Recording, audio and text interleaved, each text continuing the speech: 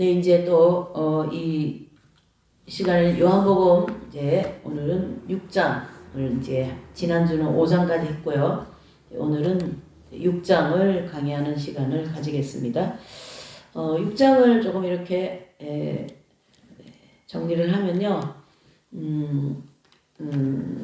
요한복음을 이제 다 이렇게 펴주시고요. 자, 이제 6장은 좀 되게 길죠. 6장은 1절서부터 71절까지 있어요. 그래서 굉장히 내용이 길고 또 내용이 중요한 내용이 많이 들어있는 그런 장으로 물론 뭐 다른 5장에도 그렇고 중요한 게 많이 들어있습니다. 그래서 요한복음을 이렇게 저도 강의하는 입장이고 또 공부를 하는 입장에서 정말 참 그 복음에 대한 그 풍부함, 또 복음에 대한 그 깊음, 또 복음을 통하여서 우리 인생들을 얼마나 윤택하게 하고 또 얼마나 오전 예배에 그 설교한 것처럼 그거 정말로 요한복음을 통하여서 그 신부, 그렇죠, 어린 양의 아내인 신부의 경지에 들어갈 수 있도록 이제 그 필요한 그 깊은 말씀을 참 많이 기록해 놓으신 그러한 책이기도 합니다. 자, 1장, 이제 6장, 이제 71절인데 오늘은 한 반절 정도 이렇게 해서 6장 1절에서 15절은 500여의 기적에 대해서 말씀 기록되어 있고 또 16절에서 21절까지는요. 예수님께서 바다 위로 걸어오신 그러한 사건이 기록되어 있고 또 이제 22절, 40절까지는요. 예수님의 떡에 대한 그러한 교훈을 해주고 있습니다.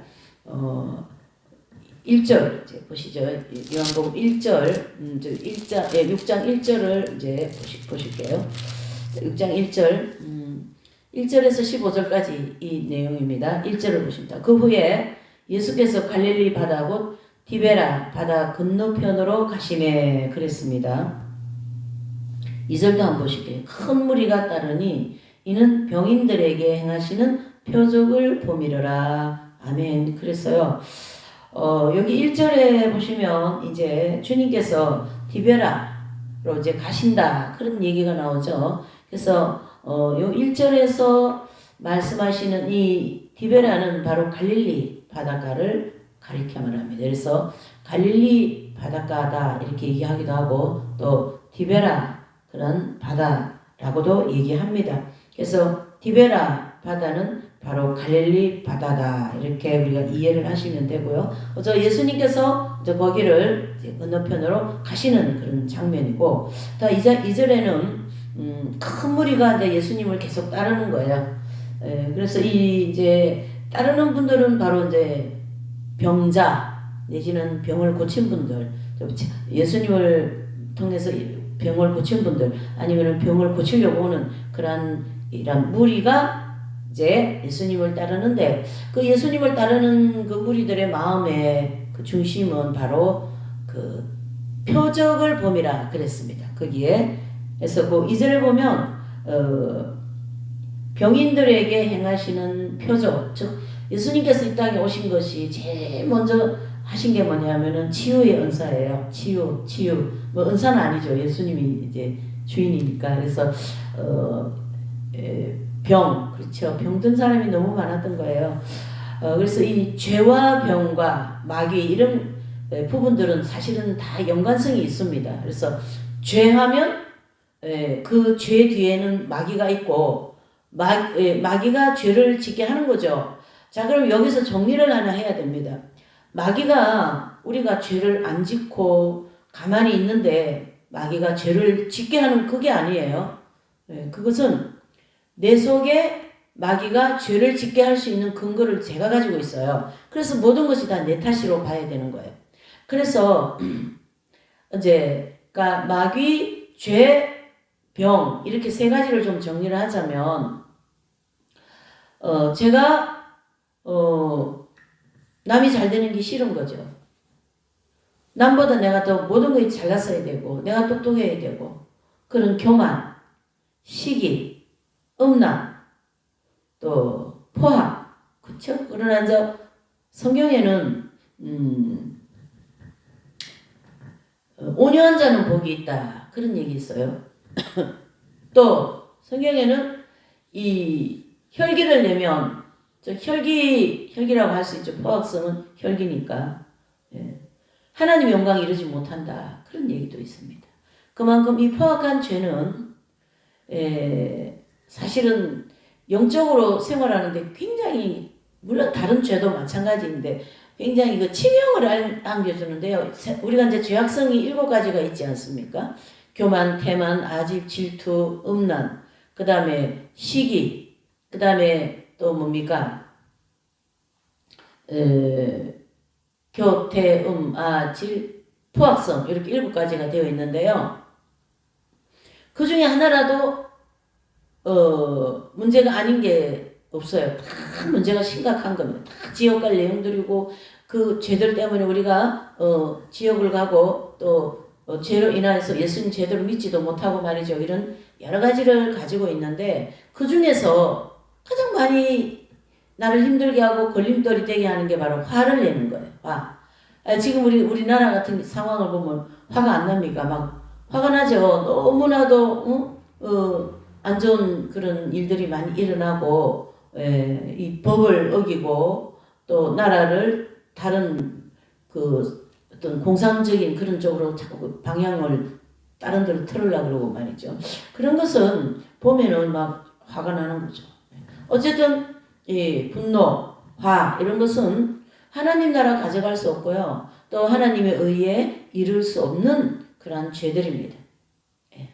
그러한 이제 내용을 볼 때에 이 이제 예수님을 따르는 이 큰 무리들은 병을 고쳐줬기 때문에 그래서 그 무리들이 크게 병에 38년 된 병자도 있고요. 또는 더 나아가서 귀신이 들려가지고 말이죠. 굉장히 고통을 받는 그러한 참 예수님이 없는 인생의 그 아비gyam 같은 그러한 인생을 향하여서 예수님이 오시지 않습니까? 그래서 예수님이 이 땅에 오시면 인류의 소망이요, 희망이요, 평화다. 그렇게 볼 수 있고 하나님 나라에는 영광이다. 이렇게 누가복음 1장에는 말씀하죠. 예수님 오심에 대해서. 그만큼 예수님 이 땅에 오심은 굉장히 우리 인생들에게 희망이요, 소망인데요. 그리고 예수님과 함께 살아가는 인생은 가난해도 행복하고 부유해도 행복하고 내가 병이 들어도 행복하고 이런 여러 가지 불행한 일도 예수님과 함께 가는 그 인생은 굉장히 그 삶이 가치로운 삶이다. 이래 볼 수가 있어요. 예수님과 함께 가는 거예요. 그래서 이제 그와 같이 예수님을 만남으로 해서 표적을 봤어요. 병이 났어요. 귀신이 떠나갔어요. 안전뱅이가 일어나요. 벙어리가 막 혀가 풀려가지고 말을 합니다. 이런 사람으로서 할 수 없는 일들을 예수님이 막 이렇게 이제 이 땅에 복음을 전파하기 위한 첫발을 디디면서 바로 주님이 행하신 것은 메시지는 회개하라 천국이 가까웠다 이 메시지고 또 행하신 것은 병자를 고치시는 것이었죠. 그것을 사람들은 너무나도 중요하였던 거예요. 왜? 이 병에서부터 노인받고 싶은 그런 마음이 굉장히 크기 때문이죠. 누구나 병에서부터 노인받지 않기를 바라는 사람 없죠. 지금도 뭐 이런 방송이나 이런 거 보면 건강으로 인하여서 막 굉장히 많은 내용들을 가지고 방송하지 않습니까? 그 시절에는 문화도 별로 발달되지 않고 의학도 별로 발달되지 않은 그런 때에 참 예수님이 오셔서 병을 착착착 고쳐주니 얼마나 참 그렇게 예수님을 따르는 장면들이 있습니다. 그래서 이제 1절서부터 6절까지는 그 예수님께서 이제 또 3절에는 산에 가시고 거긴 또 이제 마침 유대인들의 명절이고 6월절이고 또 5절에는 눈을 들어 큰 무리를 보시고 예수님께서 이제 빌립에게 그 큰 무리에게 뭘 이제 좀 먹을 걸 나눠주고자 하는 그러한 장면으로 5절까지 이제 기록이 되어 있습니다. 그리고 이제 6절에 보면 이제 그 빌립이 이제 예수님께서 빌립에게 이르시되 우리가 어디서 이 떡을 사서 이 사람들을 먹게 하겠느냐 그런 질문을 하시는데요. 이제 예수님께서 빌립에게 그런 질문하신 것은 빌립의 믿음을 조금 시험해 보시고자 하시는 그러한 이제 의도도 좀 계셨습니다. 그래서 그 7절에 보면 빌립이 예? 빌립이 대답하시되 각 사람으로 조금씩 받게 할지라도 각 사람한테 뭘 조금씩 뭘 조금씩 거둔다 할지라도 200데나리온에 해당되는 떡이 부족합니다. 그렇게 말씀을 합니다.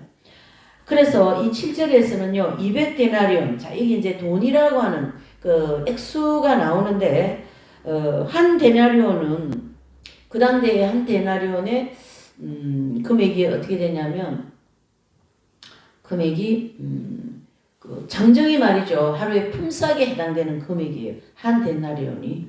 자, 그러면은, 장정이 하루에 품삯에 해당되는 품이 한 데나리온인데 200데나리온이 부족하겠다. 그렇게 얘기했으니까 200데나리온을 이제 나누면 200일 동안 장정한 사람이 먹지도 않고 쓰지도 않고 하여서 모아야만이 200데나리온을 모을 수 있다. 그 얘기예요.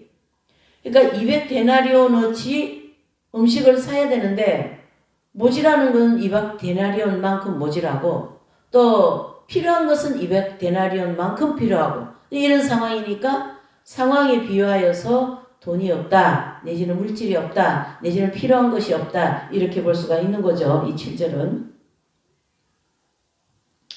자, 그러면서 이제 8절, 9절, 10절 이게 이제 내용이 전개되죠. 제자 중 하나 곧 누굽니까? 시몬 베드로의 형제인 안드레가 예수님께 여짜오되 여기 한 아이가 있는데 보리떡을 5개 가지고 있어요. 주님. 또 보니까 물고기 2마리를 가지고 있네요. 결국 다 모아봤자 보리떡 5개와 물고기 2마리밖에 없는 거죠. 그러니 200데나리온어치만큼의 양식을 필요한데 지금 물고기 2마리하고 보리떡 5개면 한 2인분 정도밖에 안 되겠죠. 그러면 사람들이 엄청 많은데 말이에요. 자, 이 일을 어떻게 할 것인가. 실은 일은 그 당면되어진 상황에 놓여 있죠. 그러나 주님께서 이 10절을 보니까 이 사람들로 함께하라 하신대요. 그곳에 잔디가 많은지라 사람들이 앉으니 수효가 얼마쯤 된다고요? 5천쯤 되는 거예요.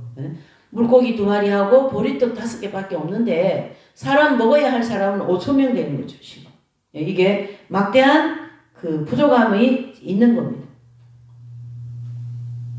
자, 11절 13절에 보니까 예수께서 떡을 가지사 축사하신 후에 앉은 자들에게 나눠주고 또 고기도 그렇게 하라고 저희에게 내어주시는 거예요. 예수님이 거기다가 안수 축사를 하셨겠죠.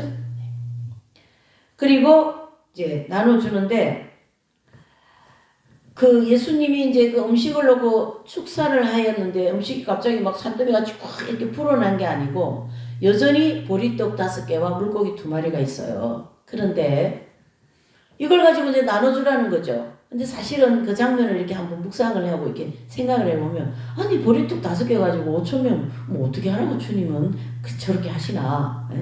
좀 속에서 제자들도 그렇고 이게 좀 속에서 뭐 투덜투덜이가 나올 것 같아요. 아니 이거 어떻게 하면서 그런데 주님의 말씀에 순종하여서 이 보리떡 5개를 가지고 물고기 2마리를 가지고 바구니에 담아졌을 거 아니겠어요. 그걸 가지고 이제 나눠주기 시작하는 거죠. 뭐 주님이 하라고 하니까. 그래서 순종하여서 제자들은 나누어 주는데 이게 나누어 주어도 이 보리떡 5개와 물고기 2마리가 없어지지 않는 거예요. 5,000명을 다 나눠주는데 또한 남는 강주리가 12강주리가 되더라라고 기록을 해주고 있습니다. 여러분 보편적으로 우리가 이 500명의 기적이라는 것을 참 좋아하는 구절이에요. 왜요? 주님이 뭐 보리떡 5개와 물고기 2마리 가지고 이렇게 뭐 뻥튀기같이 엄청나게 내 재산을 불려주고 사업이 잘 되게 하고 돈을 많이 벌게 하고 막 그렇게 하는 것으로 적용하여서 간증도 많고 또 거기에 따르는 그러한 때 그 하나님에 대한 체험, 즉 예수님에 대한 체험도 많이 하고 이렇게 합니다. 자, 오늘 여기서 우리가 이 본문 500리의 기적이라고 하는 이 기적에 대한 우리가 좀 교훈을 받고자 하는데, 그 교훈은 바로 뭐냐면, 아버지 오늘 이 문제가 나한테 해결이 나야 되겠습니다. 이 물질이 나한테 필요합니다. 이렇게 이제 기도를 합니다. 500리의 기적 같은 기적을 베풀어 주시고, 교회 재정을 채워 주시고, 교회 이전할 수 있도록 독지가를 보내어 주시고, 땅을 주시고 뭐 건축할 수 있도록, 이런 다양한 현실적인 내지는 이 세상을 살아가는데, 교회를 운영하는데, 또 전 가족이 먹고 살아야 될 이런 실제적으로 살아가는 데 필요한 것들을 이제 많이 구하고 또 체험을 하는데요. 한 가지 우리가 여기서 그 체험하는 거기에서 한 가지 더 세밀한 걸 하나 더 이제 우리가 이렇게 좀 뽑아내고자 하는 것은, 보리떡 5개와 물고기 2마리를 가지고 바구니 담아가지고 이렇게 나눠주는데 계속 나오지 않습니까? 그 부분에 대하여서 우리 삶에 적용을 해보자면, 하나님께서는 지금 내가 기도하고 내가 이 문제 당장 해결돼야 되고 이 돈이 필요해서 이 빚도 갚아야 되고 말이죠. 이 뭐 하여튼 전체적인 이 물질 내지는 살아가는데 필요한 걸 가지고 우리가 솔직히 아비교환같이 주님께 구하고 있는 참 그 천태만상의 다양한 내용이 많은데요. 그런데 보면 한 사람도 거의 굶어서 내지는 죽었다, 이 문제가 해결이 안 되어서 죽었다, 그러는 사람 별로 없어요. 물론 뭐 교회 나가는 사람도 자살하고 뭐 그런 게 있겠지만, 이게 전체적인 한 통으로 볼 때에 그런 일은 별로 없습니다. 이것은 우리에게 무슨 교훈을 주냐면, 보리떡이 5개 가지고 계속 나눠줬지 않습니까? 한 바구니가 막 넘치도록 그걸 나눠준 게 아니라 5개 가지고 계속 나눠주는데 계속 5개가 없어지지 않고 그 5,000명을 다 먹인 것처럼, 오늘 내가 필요한 양식, 일용할 양식, 필요한 물질, 어딜 가야 되는 교통비, 어딜 가야 되는 뭐 자동차에 넣어야 될 기름값, 이런 우리가 뭐 다 필요하잖아요. 그렇죠? 그것이 늘 떨어지지 않고 주님께서 그것을 사용할 수 있도록 공급해 주시더라, 이렇게 보셔야 되는 거예요. 뭐가 기름이 똑 떨어졌습니까? 그럼 오늘 주님 기름이 떨어졌어요. 그러면 주님이 또 뭔가 어떻게 해가 또 채워 놓으시는 거예요. 그럼 또 그걸 가지고 또 막 생활해요. 그러면 또 떨어질 것 같죠? 주님 이번 달 뭐 이게 필요하고 저게 필요하고, 그럼 또 주님이 어떻게 되었든지 또 갖다가 채워 놓으시는 거예요. 네. 그래서 지금까지 새소망교회도 이끌어 오시고, 저와 같은 사람은 뭐 어디 가서 일을 하고, 제가 이 말씀 사역해야 되고 하나님의 일을 해야 되는 그 사역자로서 밖에 나가서 일을 할 수 있는 상황이 하나님 허락도 안 하시고 하나님 뜻도 아니고 아니란 말이야. 너는 내 일만 하여라. 그럼 내가 너를 살아가는 모든 걸 내가 채워줄게. 그런 입장이시거든요. 근데 저는 늘 부족한 것 같은 거예요. 아버지 이번 달에 이것도 필요하고, 아버지 저번 달에 이것도 필요하고, 뭐 그렇게 이제 기도를 해놓은 거예요. 이 필요한 거에 대한 안타까운 마음으로. 근데요, 이렇게 돌아보면요, 그 필요한 만큼 다 채워져 있었던 거예요. 그렇다고 제가 제 생활이 뭐 풍성하게 뭘 이것저것 사서 먹는 것도 먹고 이것저것 입고 막 그러는 생활은 아니죠. 없으면 안 되는 만큼의 생활이 있잖아요. 오늘 이 기름값이 없으면 이 차를 운행할 수 없는 그 정도의 생활. 오늘 제가 수도회를 가야 되는데 이 KTX비가 없으면 안 되는 그 정도의 생활비, 그 기준을 놓고 얘기를 하는 거예요. 또 뭐 공과금도 내야 되고, 또 주방 같으면 가스비도 내야 되고, 이런 다 없으면 안 되는 그 가장 기본적인 그 물질이 있죠. 그런 것을 한 번도 하나님이 떨어지게 해 놓으시면서 가스가 없어서 주방이 안 돌아간 적은 없어요. 쌀이 없어서 주방이 안 돌아간 적은 없어요. 교회 월세가 없어서 월세가 밀린 적은 없어요. 제가 교통비가 없어가지고 경기도를 못 올라간 적이 없다. 물고기 2마리와 보리떡 5개밖에 없지만 계속 공급이 되었다라는 뜻이죠. 그렇죠? 재어놓고 뭐 은행에 돈을 재어놓고 뭐 땅이 막 많이 있어가지고 뭐 땅값이 펑펑 오르는 그런 것은 없어요. 그런 것은. 하나님께서 무엇을 우리에게 얘기하냐면 하루에 일용할 양식에 감사해라. 하루에 일용할 양식에 감사해라. 그러한 말씀. 내가 이 물고기 2마리와 보리떡 5개 가지고 너를 평생 내가 먹게 살릴 거니까 걱정하지 말라. 그것을 믿는 게 믿음입니다. 그것을 믿고 알겠습니다. 주님 감사합니다. 오늘 일용할 양식을 주셔서 감사합니다. 오늘 어디 갈 수 있도록 허락해 주셔서 감사합니다. 이번 달에 지출해야 될 것을 채워주셔서 감사합니다. 그 믿음을 가지고 어떻게 해요? 마음을 막 이렇게 왜 이거 하나님 안 주십니까? 그것이 아니라 주님이 주십니다. 주님이 공급하십니다. 그런 믿음으로 너는 내 일을 하면서 나만 바라보고 가라. 이런 입장이신 겁니다. 그것을 오늘 여기 이제 11절에서 10절에서 13절의 말씀으로 우리가 교훈을 받아야 됩니다. 오병이어의 기적이라는 것은 풍성하게 있으면서 또 오병이어의 기적을 베풀어 달라 그러면 안 베풀어 주셔요. 잘 들으셔야 돼요. 지금 우리 대한민국은 어떤 정치적으로 지금 문제가 많은 그런 상황에 놓여 있지만 밥이 없어서 굶는 그런 것은 별로 없지 않습니까? 거의 없다고 봐야죠. 예. 무슨 뜻입니까?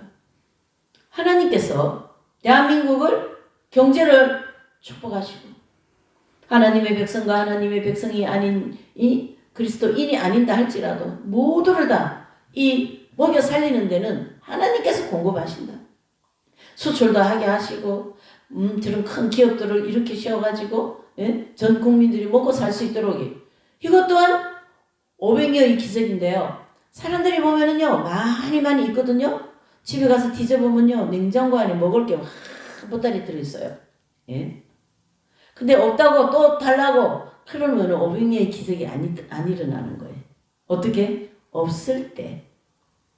그래서 우리 대한민국은 오병이어의 기적 그런 기적은 안 일어납니다. 왜? 있잖아요 많이.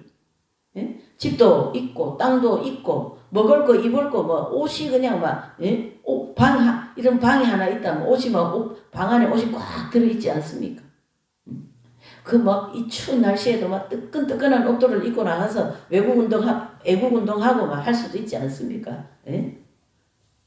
넘쳐요. 물고기 2마리와 보리떡 5개보다 더 많아요. 그래서 그런 기적이 안 일어나는데 언제 일어나냐? 아프리카 같은데 자기 오지 있죠. 정말 신발도 없고 입을 것도 없고 먹을 것도 없고 물도 없고 하는 그런 데에서는 하나님의 기적이 막 일어나는 거죠. 그래서 하나님 살아계심을 공급받고 체험하고 예수님을 믿게 하기도 하고 그래서 예수님이 이 땅에 오셔가지고 모든 사람들에게 이렇게 먹이고 입히고 병 고치고 귀신 쫓아내고 안전병이 일으키고 또 벙어리가 말하고 말이죠. 이러한 사람답게 살아가게 하기 위한 그부터 하나님이 시작하셨다 이래 볼 수가 있습니다. 지금 나는 아파서 죽겠는데 예수님 믿어라. 예수님 믿으면 천국 간다. 그러면 내가 지금 죽을 지경인데 그 예수님을 먼저 믿어지는 게 쉽지가 않아요. 그러니까 믿어질 수 있는 표적을 먼저 주님이 딱 주신다. 이렇게 볼 수가 있는 거죠. 그 중에 가장 대표적인 사건이 이 오병이어의 기적입니다.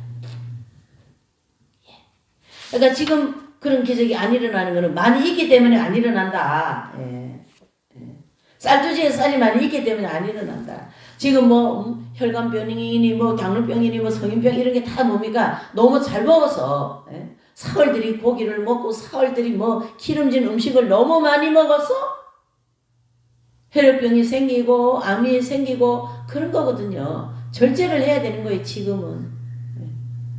오히려 조선시대나 좀 덜 먹었고 먹을 게 없는 시대는요. 이런 그 뭐 당뇨나 이런 혈압병이 별로 없어요. 그러니까 조선시대나 뭐 그때도 부자들은 뭐 늘 고기 먹고 맨날 잘 먹는 기름진 그러니까 잘 먹는 병이 많아요. 지금 잘 먹어서 그 생기는 병. 70년대, 60년대, 80년대 전까지는 못 먹어서 생기는 병.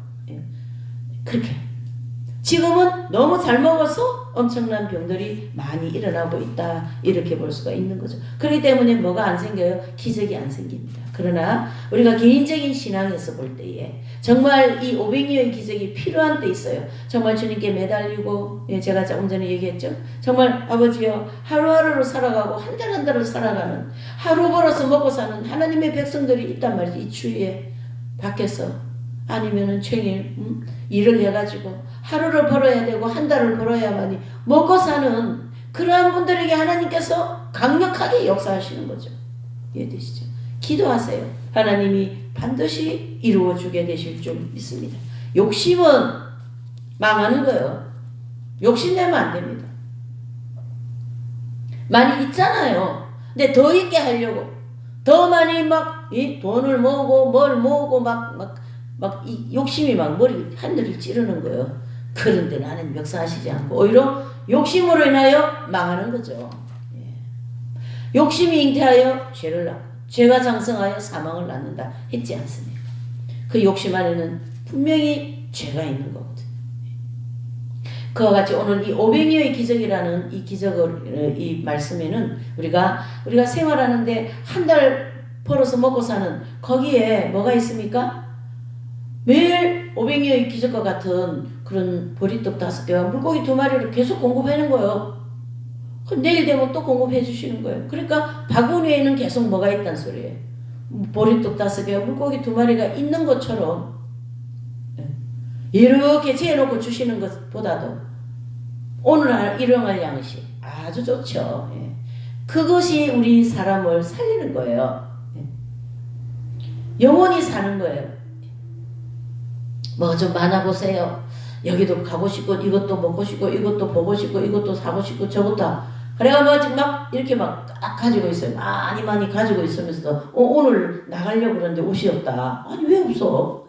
옷이 막 그냥 옷방이 꽉 차 있는데 옷이 없대요. 왜 말이 됩니까? 신발장 안에 꽉 차 있는데 신발이 없대요. 네. 그런 곳에는 500여의 기적이 나타날 수가 없습니다.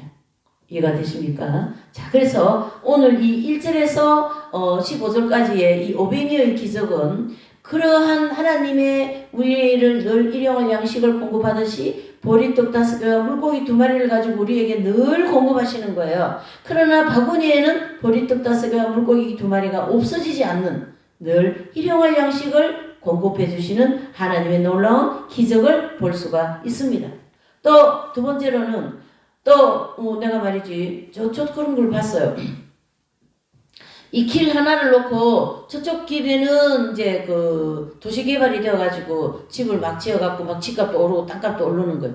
근데 길 하나 이쪽에는 아직 도시 개발 그 그린벨트가 안 풀려가지고 아직 옛날 뭐 초가지 같은 것도 있고 아직 뭐 논도 많고 막 그렇다라는 거예요.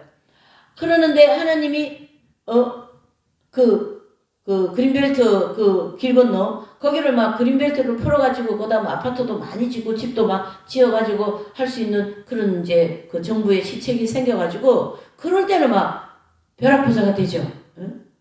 땅이 말이죠. 한 평에 뭐 $10,000짜리가 막 10만원, 20만원 이렇게 해가지고 막 1,000평씩 막 이렇게 하면 이제 땅 부자 내지는 뭐 큰 부자들이 되고 그렇게도 하나님이 역사하셔요. 그러면 오랫동안 그런 시간을 보내어서 늘 그것 때문에 힘들고 고통 속에 있는 그러한 것이 이제 어느 정도 훈련이 되고 나면 하나님이 그러한 또한 기적 같은 역사도 일어나게 하신다. 그래서 하나님이 그러한 것을 통하여서 교회도 짓게 하시고 교회도 또 살리게 하시고 교회도 세우게 하시고 하나님 복음 전하는데 선교도 하게 하시고 이렇게 하나님이 주신 물질을 하나님 나라를 위하여 사용할 수 있도록도 역사하시는 그러한 500여의 기적이 있기도 하다. 이렇게 볼 수가 있는 거죠.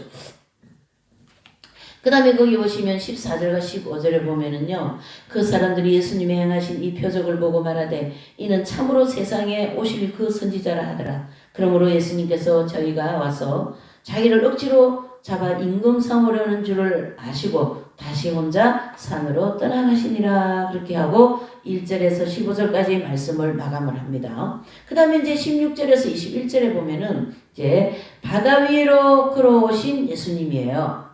참 예수님은 이 땅에 오셔가지고 많은 기적을 일으키시는데 그 기적 중에 하나가 또한 예수님 사람이 어떻게 바다 위를 걸어옵니까? 그건 있을 수가 없는 일인데 예수님을 통하여 우리에게 보여주시는 거죠. 16절을 보실까요? 저물매 제자들이 바다에 내려가서 배를 타고 바다를 건너 가버니움으로 가는데 이미 어두웠고 예수님은 아직 저희에게 오시지 아니하셨더니 큰 바람이 불어 파도가 일어나더라 그랬습니다. 자, 19절. 제자들이 노를 저어 심리열이쯤 가다가 예수님께서 바다 위에 걸어오시고 배 가까이 오심을 보고 제자들은 어떻게 됩니까? 막 두려워가지고 막 눈이 동그래지고 막 그렇게 되지 않습니까? 우리도 그럴 것 같아요. 바다 위에 누가 이렇게 걸어오면은 막, 와, 기적이 났다. 그러면서 막 눈이 동그래지지 않을까요? 20절에 예수님이 눈이 동그래져 있고 놀래 막 그런 토끼같이 되어 있는 제자들을 향하여 20절에 내니 두려워 말라. 나다. 예수님이시다. 그 얘기를 하시는 거죠. 이에 기뻐서 배로 용접하니 배는 곧 저희에게 가려던 땅으로 이르렀더라. 아멘. 그랬습니다. 이 500여의 기적을 베풀고 난 다음에 주님이 산으로 가셔가지고 이제 밤이 맞도록 기도를 하셨어요.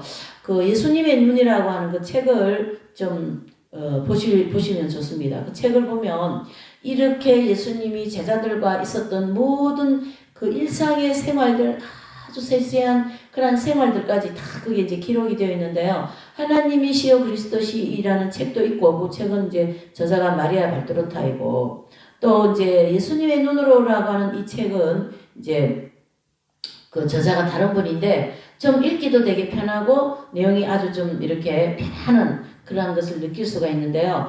이 복음서에 나오는 내용들을 이제 거기서 많이 볼 수가 있는데 거기도 이렇게 예수님의 눈이라고 하는 그 책에도 보면은요, 예수님이 이렇게 그렇죠. 잠깐 여가만 나면 늘 한적한 곳에 가셔가지고 기도를 하셔요.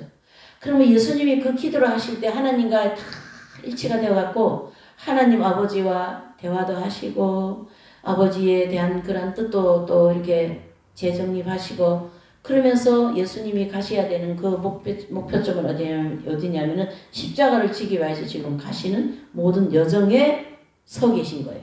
그래서 앞으로 내가 십자가를 어떻게 져야 될까?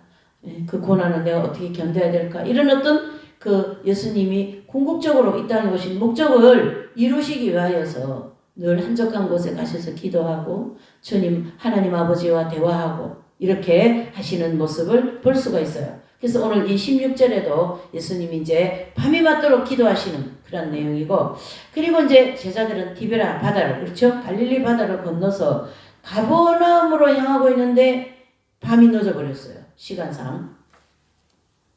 갑자기 막 이 이스라엘은 그 기후가 좀 이렇게 좀 불규칙한 경향이 많이 있습니다. 그래서 밤에 이렇게 막 강풍이 불어가지고 파도가 막 엄청 일고요. 이제 그 갈릴리 바닷가가 그랬다는 얘기죠. 그래서 그 갈릴리 바다는 약간 그런 이제 지형적인 조건으로 이렇게 북쪽으로 올라가면 거기에 혈문산이 있거든요. 예. 혈문산도 제가 되게 좋아하죠. 혈문산에서 이제 이렇게 이제 그 내려오는 영향을 받아가지고 돌풍이 일어난 거예요. 그래서 갈릴리 바닷가에 막 풍랑이 일어난 그러한 이제 상황입니다. 그래서 이제 이 일이 일어남으로 해서 제자들에게는 큰 고통을 당하는 그런 내용이죠. 그래서 제자들 입장에는 굉장한 위험에 처해 있어요. 배가 뒤집어질 수도 있고 물에 빠져 죽을 수도 있고 보통 일이 아니죠. 여러분 배가 말이죠. 이렇게 띄어졌는데 풍랑이 일어 봐봐요. 풍랑이 일어서 제일 그 취약점은 배입니다. 배. 그리고 그 배 안에 사람들이 타고 있는 사람들이죠. 배가 뒤집어지면 뭐 꼼짝없이 다 죽지 않습니까? 우리가 뭐 이런 타이탄 영화나 이런 걸 보면 말이에요. 네. 그와 같은 이제 입장에 제자들이 놓여 있는데 예수님은 그러한 모습 가운데 풍랑이 막 이러고 있는 거기에 그냥 무리로 싹 걸어오면서 제자들이 그 놀라있는 그 모습을 놀라지 마라. 나다. 예수님이다. 이렇게 됐죠. 그러니까 제자들이 그 놀람에 더 놀랐죠. 그리고 예수님이 풍랑을 잔잔하게 이렇게 풍랑과 바다 막 이렇게 막 파도 치고 바람이 막 강풍이 불지 않았겠어요? 바다와 바람을 잡으시고 잔잔하게 하시더라. 자, 오늘 16절에서 21절의 이 내용 우리에게 조금 그 교훈이 되어야 되겠죠. 얼마나 막연하게 들립니까? 여기는 바다도 아니고 육지고 배를 타본 적도 없고. 그런데 이것은 우리 생활과 우리 인생을 살아가는 데 대한 너무나도 중요한 그러한 교훈이 되는 거죠. 바로 내 인생 속에서 이 강풍 같은 바람이 올 것이고 풍랑 같은 이 파도가 올 것이고, 그래서 풍랑, 바다, 얼음, 눈, 비, 이건 다 시험을 겪고 있는 상황의 상징적인 모습이다 볼 수가 있어요. 그래서 지금 우리나라는 큰 풍랑과 큰 파도를 지금 맞고 있는 큰 시험에 지금 우리가 들어와 있는 거죠. 그렇죠? 예. 대통령이 막 구속을 시켜놓고, 대통령을 왜 구속시키냐 말이죠. 뭐하러 탄핵을 시켜요? 탄핵이 될 만한 내용이 없는데, 안 그렇습니까? 억지로, 의거지로 법을 어겨가면 그게 전부 다 풍랑이요, 예? 파도고, 큰 강풍이라고 할 수가 있는 거죠. 그래서 이 강풍을 맞은 이 전 국민들이 나와가지고, 탄핵 기각하고, 빨리 구속, 기각하고 말이죠. 대통령 복귀시켜달라고 계속 지금 전 국민들이 들고 일어나고 있는 이 풍랑을 맞이하여서, 예, 하나님께서 대한민국을 연단하여서 새롭게 해서 다시금 또 제2의 복음의 선진국으로 하나님께서 사용하시려 이 엄청난 풍랑과 강풍 같은 환란을 주셨다, 이래 볼 수가 있는 거죠.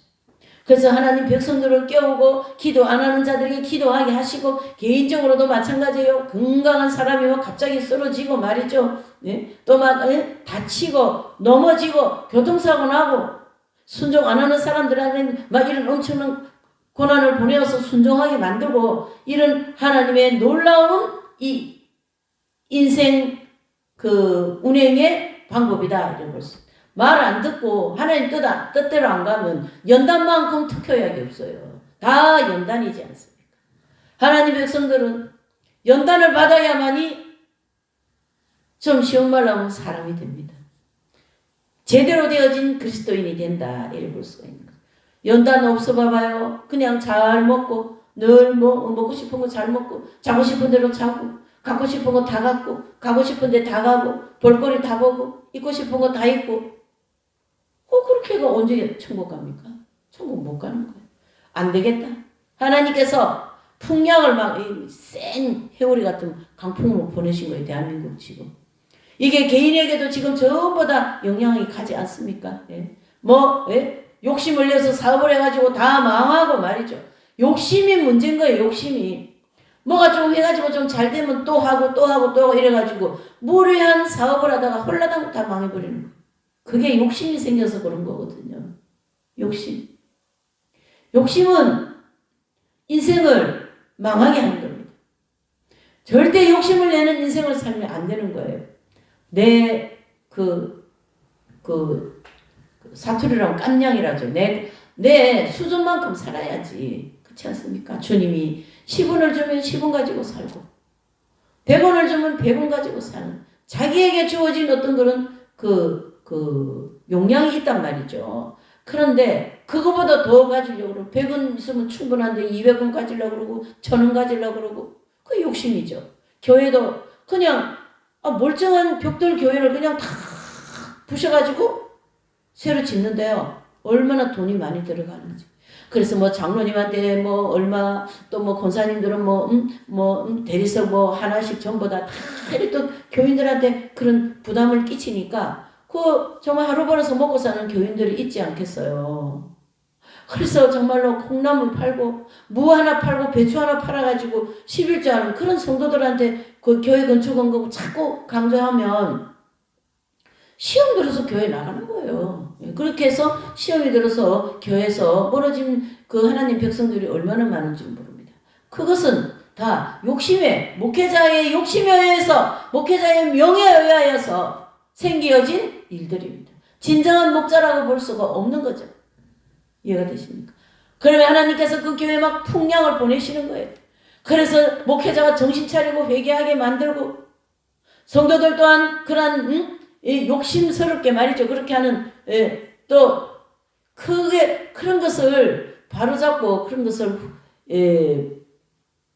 다 욕심을 내려놓게 하기는데 아주 특효약이 바로 이 풍량, 강풍인데 그게 바로 연단이라는 거예요. 그래서 우리의 믿음을 더 순수하게 만들고 믿음이 더 주님을 향한 그 깨끗한 믿음으로 하나님은 우리에게 이끌어 가시고자 하는 이러한 그 연단이죠. 그러니까 예수님이 물 위로 걸어오시고 나니까 문제가 쫙 해결되지 않습니까? 그러니까 풍랑을 보고 눈이 동그래지고 바람이 뒤집어서 배가 뒤집어질 거는 걱정하고 염려하고 더 한 개더라도 더 내 거 만들려고 그러고 남의 자식보다 내 자식이 더 잘 돼야 되는 이 어떤 욕심들이 머릿속에 꽉 찼어요. 그러니까 예수님이 안 보이는 거죠. 풍랑 위에 걸어오시는 예수님이 안 보여요. 내 환경에 풍랑이 막 바람 불고 하는 이 환경에 예수님이 안 보이고 풍랑만 보이니까 얼마나 낙심이 됩니까? 자, 예수님이 보이려고 그러면 어떻게 될까요? 아, 주님. 가만히 생각해 보니까 정말로 제가 욕심을 너무 많이 내렸습니다.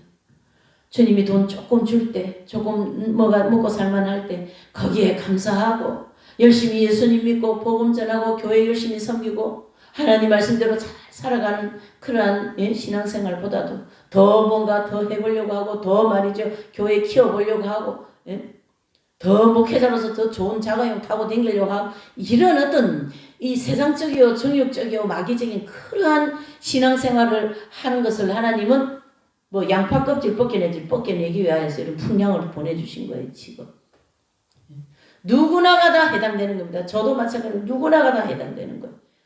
그러니까 보리떡 5개와 물고기 2마리에 그냥 그 만족을 해야 되는데 그게 신에 안 차는 거예요. 그래도 계속 하나님은 공급을 하시는데 그게 신이 안 차는 거야. 잘 먹고 잘 살아야 된다. 이러한 기복주의적인 신앙을 하나님은 싹 걷어가셔야 되는 거죠. 지금 예수님 오실 때도 임박하고 때가 얼마나 임박한 이 시점에 아직도 세상적이고 정욕적인 그러한 기복주의적인 신앙생활을 추구하고 있기 때문에 하나님은 어떻게 됩니까? 더 이상 안 되겠다 해서 풍랑을 보내시지 않았습니까? 이 풍랑은 우리에게 너무나도 감사합니다. 아, 갑자기 아프게 됐어요. 갑자기 걷지를 못해요. 그러니까 병원에 가니까 이런 진단이 나옵니까? 주님께 감사. 그러니까 그럴 때는요, 회개하고 감사 2가지만 하면 되는 거예요. 아버지 감사합니다. 아버지 저 욕심소리 하면 용서해 주시오. 하나님 뜻대로 살지 못한 걸 용서해 주시라고. 세상을 기웃거리고 세상적인 거 보고 즐기는 걸 좋아하고 용서해 주시라고. 회개와 감사만 합니다. 이렇게 나에게 연단을 주신 걸 감사합니다. 그렇게 해야 되는 거예요, 여러분. 그게 얼마나 중요한가 생각해 봐야 된다라는 거죠. 자, 오늘 우리 개개인에게 다 풍랑이 있을 것이고 또 배가 뒤집어질 정도로 이 어려움이 있을 겁니다. 뒤집어지지 않아요. 왜요? 예수님이 풍랑 앞에 지금 물 위에 딱 서게 내 눈에 안 보일 뿐이지. 예수님 다 보고 계신데요. 그게 믿음이 있어야 보이고 또 뭡니까? 세상을 안 보고 예수님을 바라보고자 하는 믿음. 그렇죠? 예수님을 바라보는 것이 예수님이 보인다. 이래 볼 수가 있는 거죠. 그래서 16절에서 21절까지 예수님이 물 위로 걸어오시는 이 교훈은 오늘 우리에게 주어진 이 모든 환난을 주신 그 배후에 예수님을 보는 눈을 가져야 된다. 예수님을 쳐다볼 수 있도록 영안이 열려야 된다. 예수님에 대한 절대적인 믿음이 필요하다. 그렇게 우리에게 교훈하고 있습니다. 자, 22절에서 40절에 보면은 생명의 떡에 대한 내용인데요. 이 생명의 떡은 우리가 좀 예수님과 결국 예수님의 살이 떡이요, 예수님의 피가 신령한 음료가 되지 않습니까? 이 부분을 이제 보시면 22절에서 25절까지는 이제 예수님이 유대인들이 예수님을 찾아온 장면입니다. 유대인들이 예수님 찾아온 장면이고 또 그들은 과거에 자신의 그 조상이 이스라엘 백성들이 광야에서 어떻게 됐어요? 만나도 먹고 메추라기도 먹고 반석을 터뜨려서 물도 먹고 하는 그러한 그 만나를 이제 볼 수가 있죠. 그래서 이 당대의 이 이제 분들도 과거의 자신들의 조상이 광야에서 만나를 먹은 것을 기억하고 혹시 그런 일이 지금 이 예수님을 통하여서 나타나지 않을까 하는 그런 호기심. 그때 당시 예수님이 막 엄청난 기적을 행하시니까요. 한쪽의 어떤 무리들은 예수님을 시험을 많이 하죠. 바리새인이나 서기관들. 그래서 뭐 예수님께 막 그냥 비비꼬는 막 그런 질문도 하고 말이죠. 막 당신 같으면 어떻게 할 거냐 이런 식으로. 예. 그럴 때 예수님이 이제 26절에 보면 이렇게 얘기하십니다.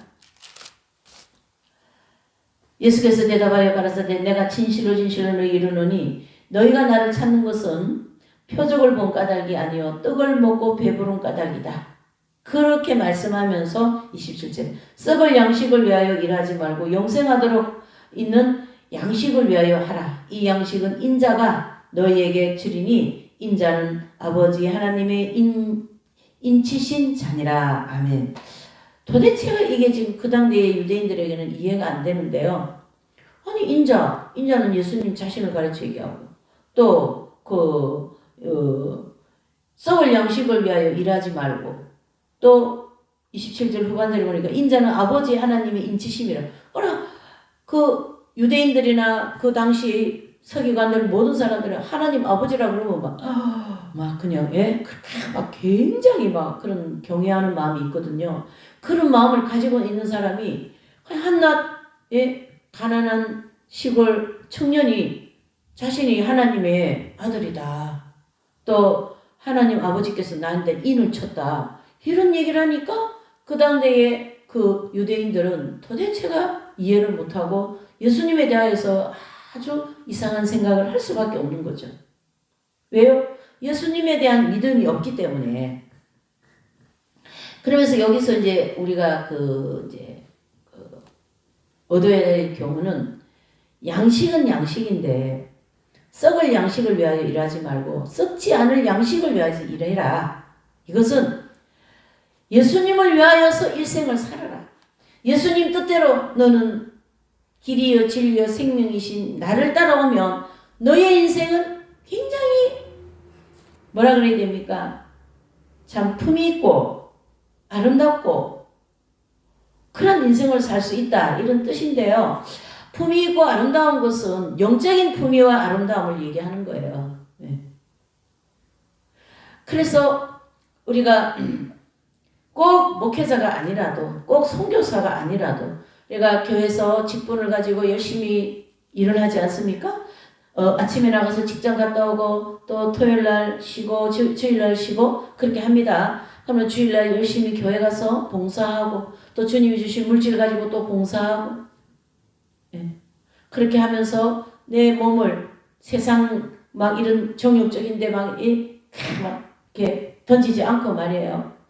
늘 경건 생활과 늘 성경 말씀을 가까이 하면서 그러한 경건한 생활을 하면서 신앙생활하고 우리가 교회 생활하는 그것이 바로 뭡니까?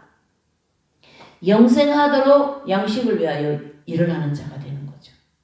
근데요, 이거는요, 문자적으로 보면 맞는, 그게 되는 것 같은데요, 실제 우리 생활을 보면 그렇지가 않다는 얘기죠. 그래서 이 성경의 기준은 언제든지 1번에서부터 시작해서 100번까지가 끝이라면 성경 말씀의 기준은 언제나 100번이라고 하는 기준에 놓고 선포한 거예요, 주님이. 그러니까 이 본문의 27절에도 보면 썩을 양식과 썩지 않을 양식 이렇게 두 가지의 양식을 놓고 그 다음에 썩을 양식을 놓고는 일하지 말라. 썩지 않을 양식을 놓고 일해라. 이것은 예수님을 위하여서 너의 일생을 살아라. 그 뜻인데요. 그렇게 살지 못하는 경향이 많고 오늘 오전 예배 때 우리가 어린 양의 아내와 어린 양의 신부, 아내와 신부는 똑같은 말이니까요. 그 신부가 되어진 그러한 분들은 썩지 않을 양식을 위하여 일생을 살아버린 거예요.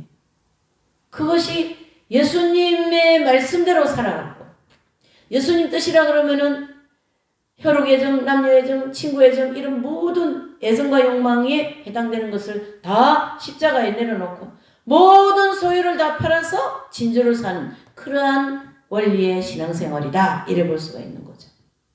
그래서 이 썩을 양식을 위하여 일하지 말고 썩지 않을 양식을 일하라는 이 두 가지의 말씀은 우리가 이 광야를 가면서 늘 이 말씀을 가지고 제 삶이 썩지 않을 양식을 위하여 살려고 애쓰고 노력하고 열심히 주님의 은총을 간구하고 주님을 더 많이 사랑하고 이웃을 사랑하고 하나님의 말씀대로 살아가려고 하는 그러한 삶이 썩지 않을 양식을 위하여 살아가는 모든 여정이다 이래 볼 수가 있는데요. 이게 바로 광야에서 일어나는 일들이죠.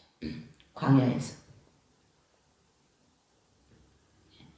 그래서 썩는 양식은 천국에 필요하지 않은 일들이에요. 천국에 가서 아무 유익이 없는 그런 행실들입니다.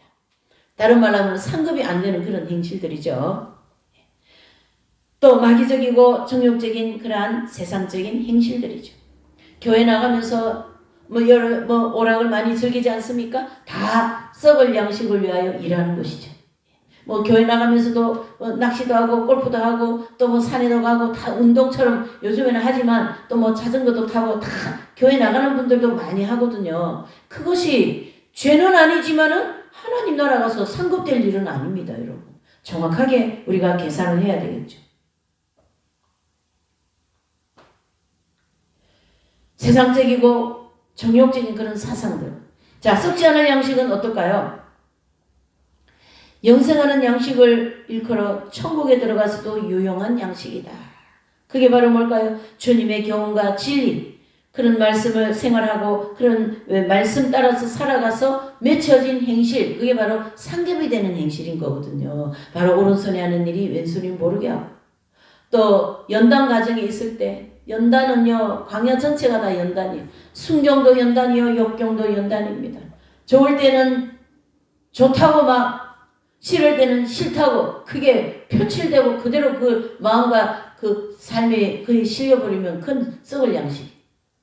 그러나 썩지 않을 양식은 많이 주실 때는 하나님 많이 주셨기 때문에 많이 드려야 된다. 적게 주실 때는 적게 주셨으니까 적게 드려야 된다. 여기는 물질도 되고 건강도 되고 모든 것이 다 해당되는 거죠. 그래서 몸이 아픈 분입니까? 몸이 아프면 아픈 만큼만 주님께 드리면 되는 거예요. 내가 움직일 만큼만. 건강하십니까? 건강을 주셨기 때문에 주님을 위해서 그 건강한 만큼 주님께 드려야 되는 거죠. 이게 건강 문제, 물질 문제, 나의 재능 문제 모든 것이 다 썩지 않을 예수님을 위하여서 사용하고 그렇게 살아가는 것을 가르쳐 얘기한다. 만약에 제가 물질로 고통받고 있습니까? 여러 가지 억울한 일을 당하고 있습니까? 그 고통 자체를 주님께 그대로 드리는 거예요. 아버지, 어쩌면 좋겠습니까? 이 일을 도와주십시오. 주님께 더 매달리고 그 문제가 해결되게 하기 위해서 기도하고 회개하고 왜 이 문제가 나한테 터졌을까?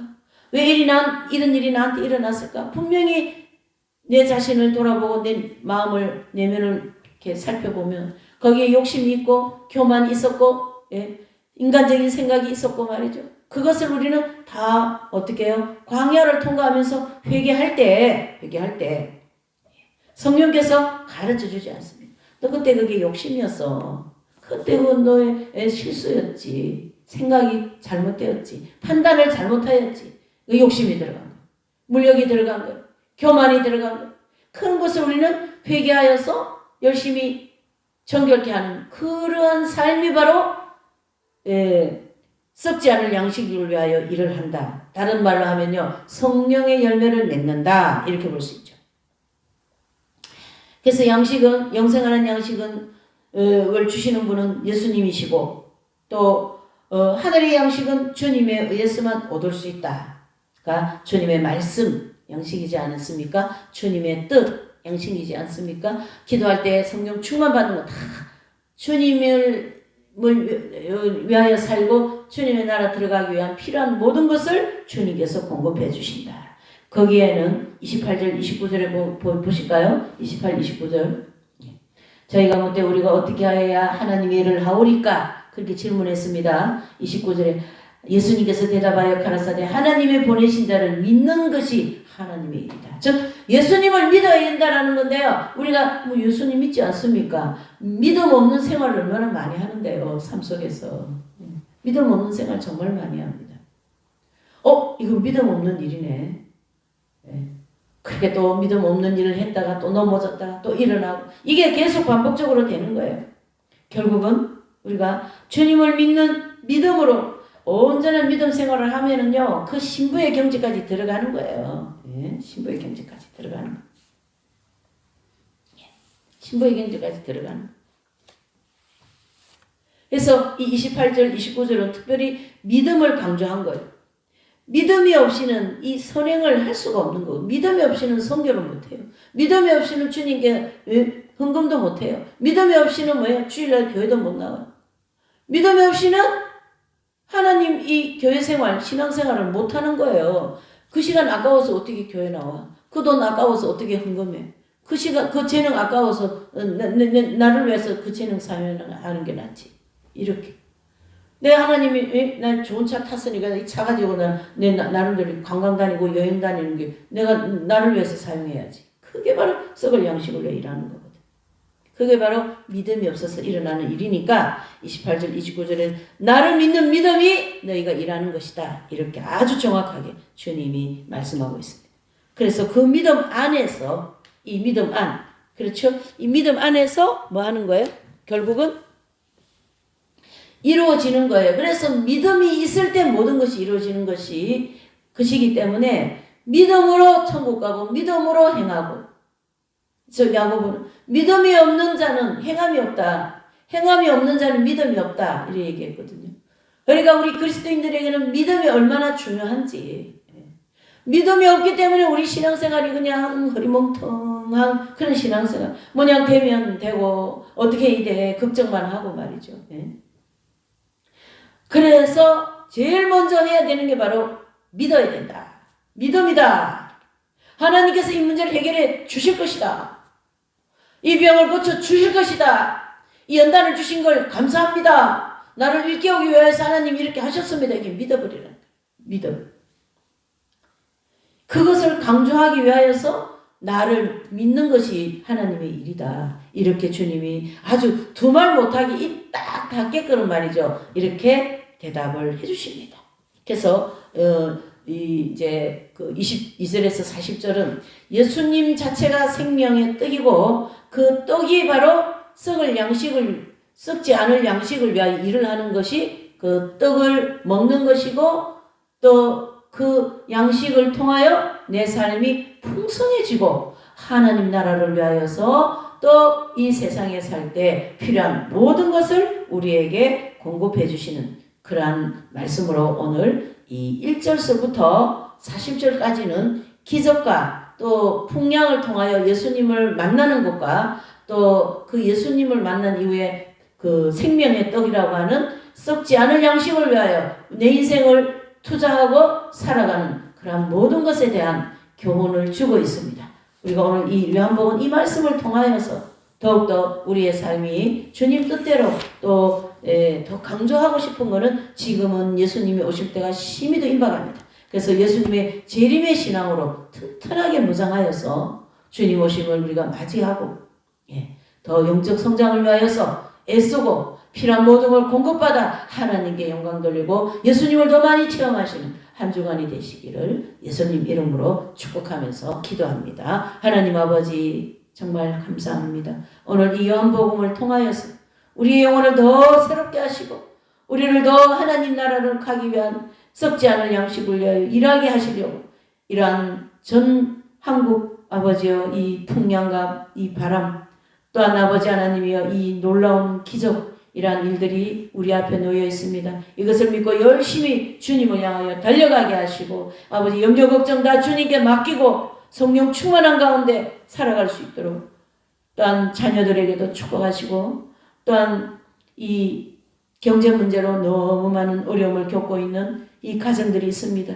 이 가정을 아버지 축복하시고 또 하나님의 뜻에 순종할 때에 놀라운 기적의 역사도 일어날 수 있도록 이 가정을 축복하여 주시옵시고 새소망교회를 붙잡아 주시옵소서. 감사하며 예수님의 이름으로 기도하였습니다. 아멘.